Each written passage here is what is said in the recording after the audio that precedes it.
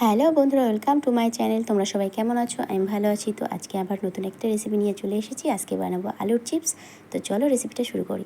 তো আমি এখানটায় 4টে আলু নিয়েছি মিডিয়াম সাইজের। আর আমি এই যে একটা পাত্রে জল নিয়ে নিয়েছি। আর এই যে যেটা দেখতে পাচ্ছ, এটা অবশ্যই সবার বাড়ি আশা করি থাকে। তো এই যে যেই মেশিনটা, আমরা এটা দিয়ে আলু চিপসগুলো তৈরি করব।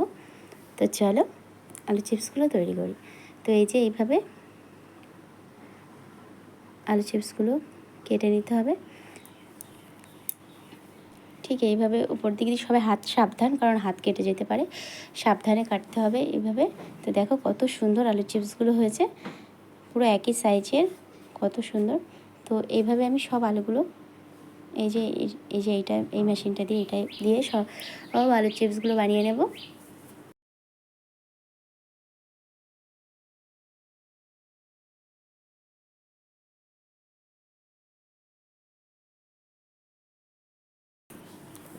তো এইভাবে আমি সব আলু চিপসগুলো বানিয়ে নেব। কত সুন্দর হয়েছে দেখো।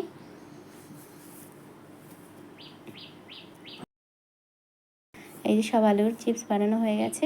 এবার আমি এগুলোকে পরিষ্কার করে ধুয়ে নেব। তো এই দেখো পরিষ্কার করে ধুয়ে নিয়েছি, কত সুন্দর পরিষ্কার জল বেরিয়েছে। আর আলু চিপসগুলো কত সুন্দর দেখাচ্ছে। এবার এগুলোকে আমি সিদ্ধ করে নেব। তো এখানে আমি সিদ্ধ করার জন্য কড়াইতে জল বসিয়ে দিয়েছি উনুনের উপরে। তো জলটা গরম হয়ে গেছে। এবার আমি দিয়ে দেব এর মধ্যে লবণ, 1 চামচ লবণ দিয়ে দিয়েছি। আর এইভাবে জল ঝরিয়ে আমি আলুগুলো গরম জলের ভেতর দিয়ে দিলাম।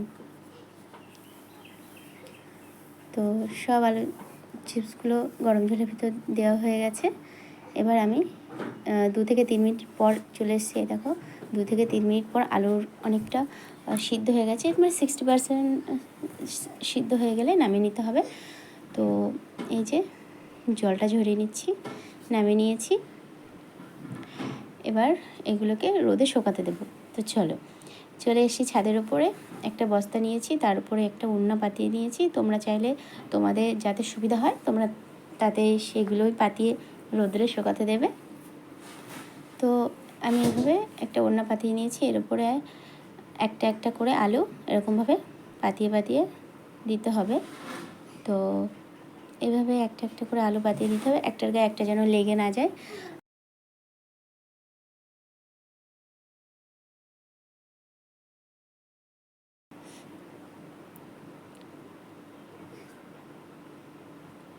আর কারা কারা আলুর চিপস খেতে ভালোবাসো অবশ্যই কমেন্ট করে জানিও।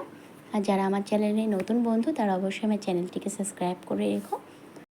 আর রেসিপিটি ভালো লাগলে অবশ্যই লাইক কমেন্ট শেয়ার করে দিও। আর সবাই ভাবে আমার পাশে থেকো।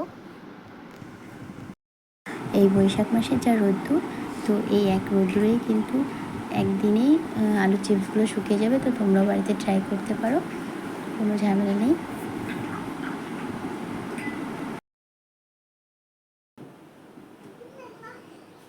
সব আলুর চিপসগুলো দেওয়া হয়ে গেছে। এবার এই যে রোদ্দুরে শুকাতে দিয়েছি।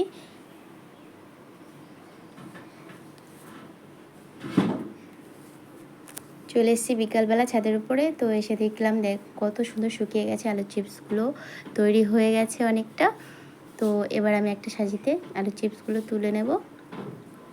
একদিনেই শুকিয়ে গেছে, এত রোদ্দুর, একদিনেই শুকিয়ে গেছে আলুর চিপসগুলো। তো এই যে আমি আলুর চিপসগুলো একটা সাজিতে তুলে নিচ্ছি, তুলে তোমাদের দেখাচ্ছি কতগুলো আলুর চিপস হয়েছে।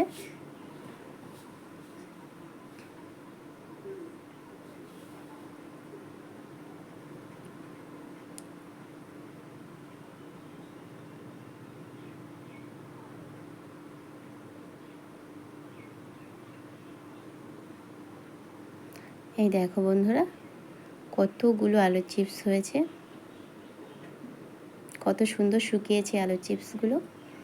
এবার আমি আলু চিপসগুলো ভাজবো, তার জন্য চলে এসেছি। এবার উনুনটা ধরিয়ে নিই, কড়াইটা উনুনের উপর দিয়ে দিয়েছি।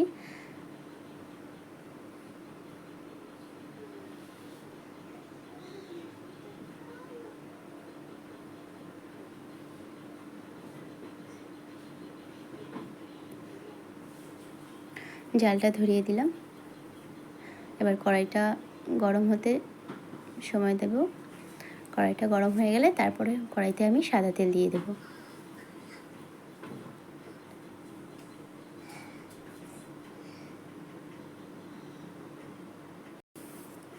কড়াইটা গরম হয়ে গেছে, এবার আমি সাদা তেল দিয়ে দেব।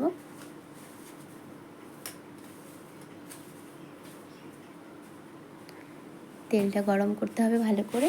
তেলটা যদি ভালো গরম না হয় তাহলে কিন্তু পাঁপড়টাও ভালো ভাজা হবে না। তার জন্য তেলটা ভালো করে গরম করে নিতে হবে।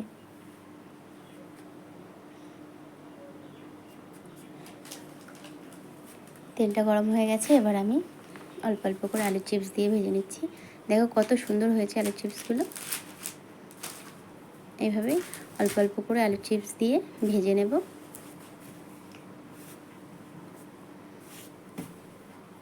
দেখো কত সুন্দর হয়েছে আলুর চিপসগুলো। এইভাবে অল্প অল্প করে ভেজে নিতে হবে।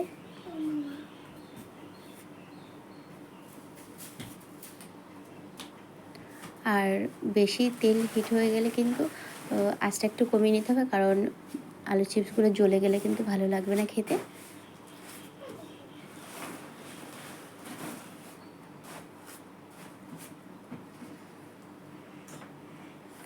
দেখো কত সুন্দর আলু চিপসগুলো ভাজা হয়ে গেছে, কত সুন্দর হয়েছে তাই না?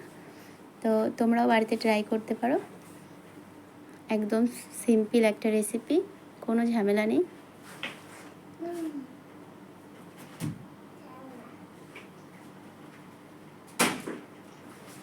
খেতেও কিন্তু খুব সুন্দর লাগে। তো এই যে সব চিপসগুলো ভাজা হয়ে গেছে, দেখো কতগুলো চিপস হয়েছে। তো সবাই ভালো থেকো, সুস্থ থেকো বন্ধুরা। বাই বাই, পরের ভিডিওতে দেখা হচ্ছে।